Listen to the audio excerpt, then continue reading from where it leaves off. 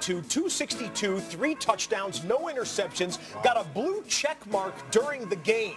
He was verified on Twitter at halftime. That's how good Kyle Shanahan is. He gets you verified. Evidently so. 151.9 passer rating. That is top 10 for any quarterback this year. I'm talking Brady, Breeze, Rodgers, and Nick Mullens. Let's not go too far. It's a fact. It's a fact. Hey, guys, wait a minute. It's time now for Nick at Night with Aaron Andrews. Nick, you get word on, Monday, that not only could you end up starting this game, but it's also your first snap in a regular season game in the NFL. How did you go out there and make this look so easy? It's all right. It's everything I dreamed of. It's only one game, though, which is very important. But, I've been in the organization for 2 years and just trying to learn as much as I could, prepare like I'm the starter every week, and this week was my week. So just got to take advantage of opportunities when they come, and they came.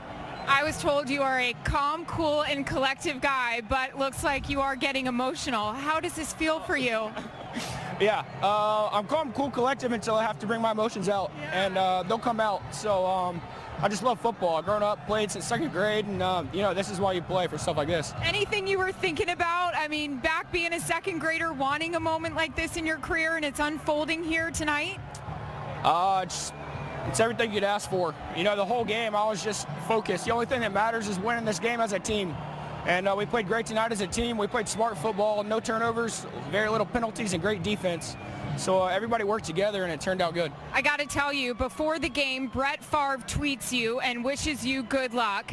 You have now been verified on Twitter because of your performance tonight. Do you have any idea what's waiting for you on your phone or maybe when you leave this stadium because of your performance tonight? No, I don't, and I don't really want to check, to be honest. I'll talk to my friends back in Birmingham, and but other than that, I'm just going to enjoy the win of my teammates. Congratulations. Go join this. Appreciate it. Thanks. Yeah. Go Niners. Yeah. Oh, cool. Oh, it's such a great night for him. I mean, it's fun to watch people succeed like that. There's the check mark on the right. Wow. That's currency in today's world. Hey, I wonder what his follower count is post game. Oh, it just went up. Compared to pregame. He made it. His DMs is popping right now. Look, David, I know that he was not the quarterback you were hoping that we would be talking about now in a positive light. But I'm as a former quarterback yourself, I bet you can appreciate what he did tonight more than any of the rest of us. Nick was fantastic. I just think about how hard that would be, right? Not getting any reps all year until this week, where you start getting some actual reps. But man, it's so incredibly difficult to keep your focus. And then as a young guy, you don't really know what to expect. You know what people have told you. You know what, maybe, okay, this is what it's going to be when you get out there, but you've never been there. You've never done that in that moment. So for him to stay even keel like that and still show some emotion, but he did veteran type things. Like this is really good. You're trying to throw the ball down here to the right, but you have to affect this inside linebacker, and you do with your eyes. This is something that we talked about in the highlight. Like a lot of guys just lock into their 2 receivers in the bottom. He moved the linebacker. He knew he needed to move. Trusted his receivers would make a play. Here you have pressure right in the A gap. You got a linebacker standing there. It can be very disconcerting for a young quarterback. Guys will get off their reads, not trust where they're throwing the football. He trusts the protection, stands right in there, right behind his back, sees the open window, and throws a nice accurate throw and another big play. And he did this all night. It was really impressive. I mean, for a young guy to go out there, I look more at the nerves and how they can handle the emotions of the game, the ups and downs. There really were no downs for them, so that's kind of nice. But him to be able to go out there and keep his emotions in check, go down on the first drive and score a touchdown, and then follow it up consequently after that was really impressive. But what about the job that Kyle Shanahan has done with this football team? I mean, I know they just got their 2nd win, but you lose Jimmy Garoppolo, and then when you lose your starting quarterback, you can only hope that the backup quarterback can give you half of what the starter gives you. Then you lose your 2nd quarterback, and now you're on your 3rd quarterback, and you're playing like this, and you put up this many points. They've been competitive with all 3. Exactly. And Kyle, he did do a good job early on. They've been in a lot of losses. I mean, I know Matt Ryan is looking at this like, damn. I missed that. I missed my man Kyle. He's a good coach. That said, Willie, and we pointed this out several times during the highlight, the Raiders defense did not do their part to try and slow them down today.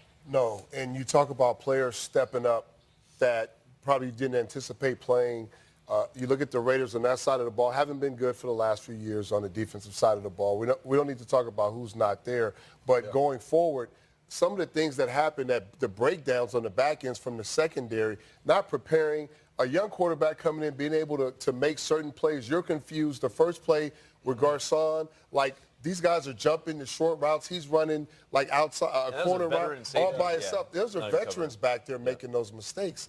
And you're not being able to affect the play or disguise or affect him. Like, usually when we got a young quarterback like that, we're doing all kinds of things to throw him off. And they didn't do anything. This has got to be hard for you, I would imagine, David, watching your brother in a game that plays out this way. Yeah, very difficult because, I mean, you just look at last week was kind of like, okay, we have a little bit of hope because they protected well.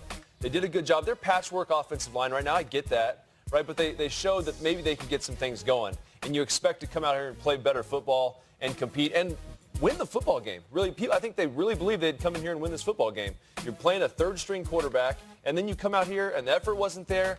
Offensive line play was how we had seen it the previous 5 or 6 weeks. Guys couldn't really win outside when they had time, so it was a difficult situation for sure. It's frustrating. So the Raiders sit at 1-7, right among the worst records in the league. They've already traded away a couple of their best players from previous years as well. They're running out of things to say, it would appear, and yet you still have your media obligations. Here's the head coach and the quarterback afterwards. Just like to say, wasn't good enough tonight. Thought we got off to a good start. We lost some linemen on offense, really restricted a lot of things that we could do.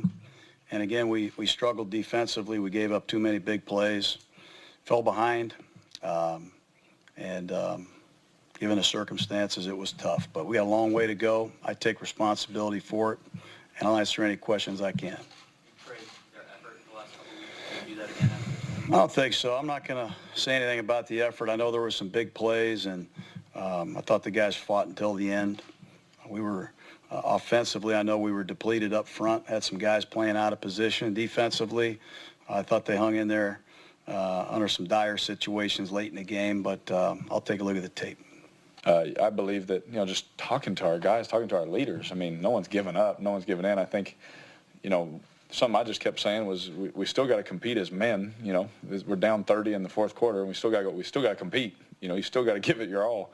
And I think that as we continue to go forward, that's all we can do. We can't control the outcome in certain aspects of our lives, but when it comes to football, you can prepare your tail off, and you can go out there and compete your tail off also. So I think that we have the right group of guys, and it's going to be up to the older guys to show the young guys what it looks like.